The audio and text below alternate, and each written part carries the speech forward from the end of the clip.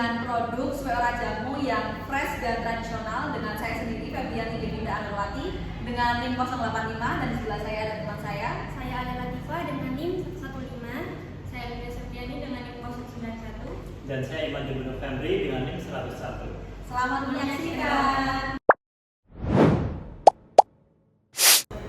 Baik, yang pertama itu adalah masalahnya itu adalah jamu yang tradisional dan modern yang saat ini. Terus regulasi dan perizinannya yaitu perizinan antara tempat bisnisnya bertempat. Baik, selanjutnya itu adalah solusinya yaitu inovasi baru jamu modern yang sesuai dengan target pasar yang berkembang saat ini, terus dengan bantuan pembimbingan yang profesional, terus ada populasi nilainya yaitu dengan energi alami, kesehatan modern yang saat ini, terus keseimbangan keluarga yang sejahtera. Selanjutnya itu adalah alternatifnya yaitu toko yang kekinian, yaitu yang lebih temanya kesehatan, yang menjual berbagai produk alami yang sekarang jarang dipakai. Terus yang selanjutnya itu adalah salurannya itu bisa melalui toko online yaitu seperti TikTok, Shopee, GoFood, dan website aplikasi lainnya.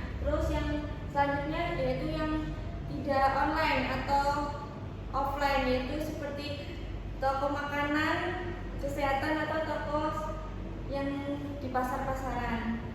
Baik, selanjutnya itu adalah sewa. Harga sewanya yaitu yang pertama adalah sewa rukonya itu sekitar 3 juta per bulan. Terus gaji karyawan tetapnya itu sekitar 9 juta per bulan. Terus untuk pemasaran dan brandingnya itu sekitar 2 juta per bulan, dan untuk izin dan biaya hukumnya itu sekitar 500 per bulan. Terus untuk total biayanya keseluruhannya itu 14 juta 500, dan untuk harga jual per unitnya yaitu 20 juta per bulan. Baik, selanjutnya akan dijelaskan oleh Mbak Devinda. Selanjutnya hubungan penerimaan manfaat. Yang pertama, pelanggan mendapatkan kenyamanan modern. Yang kedua, bisnis mendorong gaya hidup sehat. Selanjutnya ada penerimaan manfaat. Nah, penerimaan manfaat ini bisa didapat dari pelanggan, petani lokal, karyawan, komunitas lokal, pariwisata, dan lingkungan. Selanjutnya, aliran pendapatan. Nah, aliran pendapatan ini didapatkan oleh yang pertama itu penjualan langsung secara online maupun offline. Yang kedua, kemitraan dengan toko makanan, kesehatan, dan souvenir lokal. Dan yang terakhir adalah penjualan one stop. Dan selanjutnya eksternalisasi positif. Yang pertama, peningkatan kesehatan masyarakat lokal. Yang kedua, pelestarian budaya dan pengetahuan tradisional. Dan yang terakhir, pemberdayaan petani lokal yang berkelanjutan. Selanjutnya, eksternalitas positif. Yang pertama, meningkatkan kesehatan masyarakat lokal. Yang kedua, pelestarian budaya dan pengetahuan tradisional. Yang ketiga, pemberdayaan petani lokal yang berkelanjutan. Yang keempat, pembangunan pariwisata, kesehatan, dan budaya.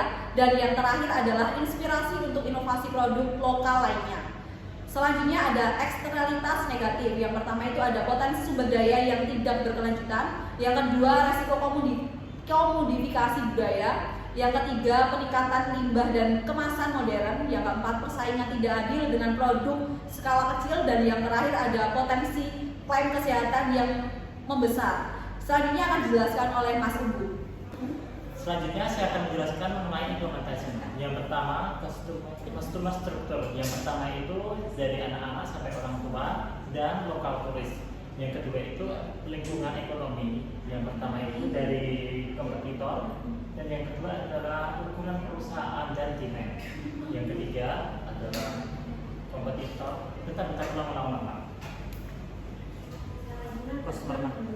Selanjutnya saya akan menjelaskan mengenai implementasi. Yang pertama adalah customer segment. Customer segment kita yang pertama itu adalah anak-anak sampai orang tua dan beberapa turis yang sedang berkunjung di daerah kita.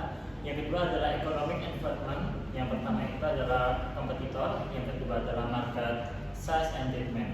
Yang ketiga itu adalah kompetitor kita. Kompetitor kita itu adalah segala perusahaan yang memiliki sebuah produk atau menjual barang yang sama seperti kita. Yang selanjutnya adalah finance, keuangannya. Yang pertama adalah biaya pengirimannya. Yang pertama kita dari gaji dan transportasi. Yang kedua adalah surplusnya, tentu saja kita dari investor. Dan yang terakhir itu adalah revenue. Revenue kita dari aset dan dari perizinan atau lisensi. Sudah. Nah, selanjutnya saya akan menjelaskan tentang implementation. Nah, yang pertama itu ada partner influencer. Kami bekerja sama dengan influencer yang ada di Jogja. Kemudian yang kedua pastinya investor untuk investasi di usaha kami. Kemudian yang ketiga itu di pasar market atau lokal market. Terus yang selanjutnya itu delivery. Nah, itu rencana kita di dalam kota dulu menggunakan seperti Shopee Food ataupun GoFood. Kemudian itu ada Order City. Umpama usaha kami sudah mulai besar. Kemudian ada syarat dan marketing. Untuk media promosi sosial media kami menggunakan Instagram, TikTok maupun WhatsApp. Kemudian ada sales at local market. Di situ kami menjual produk kami di pasar-pasar lokal dan juga di toko-toko souvenir. Selanjutnya social value proposition. Yang pertama, what different do you have? Apa sih yang berbeda dari produk kami? Nah, yang pertama itu kami memiliki produk yang inovatif, itu berbeda dengan produk lain. Di mana di sini kami lebih inovatif produknya. Kemudian yang kedua itu following the time and modern. Itu kita mengikuti perkembangan zaman dan lebih modern dari segi kemasan maupun jamunya. Kemudian yang ketiga itu unik. Selanjutnya, what social impact measure do you use? Yaitu ukuran dampak sosial apa yang akan kami gunakan. Yang pertama itu ada sustainable sourcing rate atau tingkat penggandaan yang berkelanjutan. Kemudian yang kedua itu dukungan dari petani yang ada. Sekian dari kelompok 2, kurang lebihnya mohon maaf. Wassalamualaikum warahmatullahi wabarakatuh. Terima kasih.